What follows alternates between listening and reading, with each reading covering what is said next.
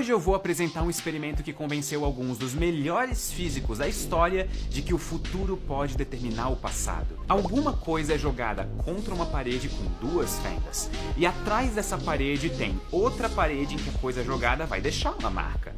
E essa segunda parede que fica marcada é chamada de anteparo.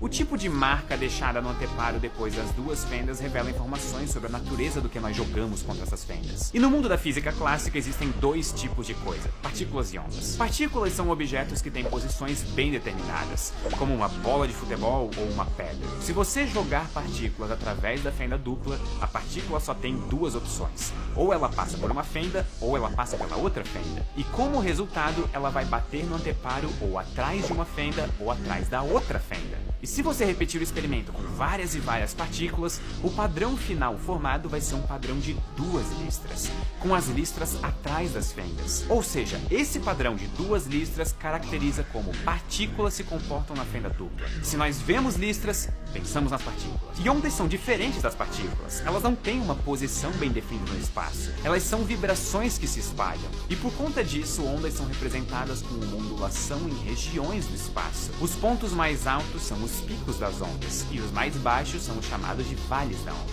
Se você jogar uma onda contra a fenda dupla, a onda se espalha pelo espaço e passa pelas duas fendas. Do outro lado das fendas é como se duas novas ondas surgissem, uma em cada fenda. Quando essas ondas colidem, elas interferem uma na outra. Quando o pico de uma onda encontra o vale de outra, as duas ondas se destroem e ela some naquela região. Isso é interferência destrutiva. Agora, se os picos se encontram, eles se somam e a intensidade das ondas aumenta. E isso é a interferência construtiva.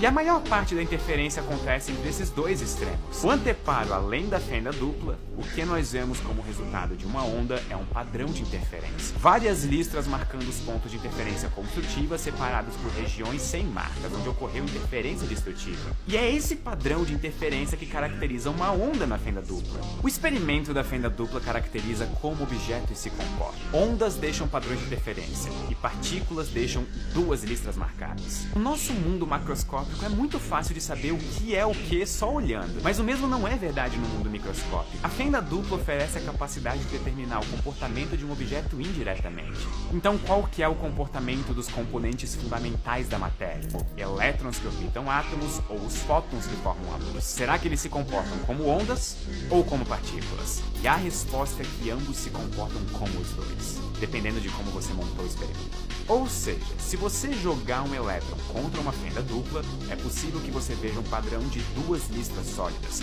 como se o elétron fosse uma partícula. Ou é possível que você veja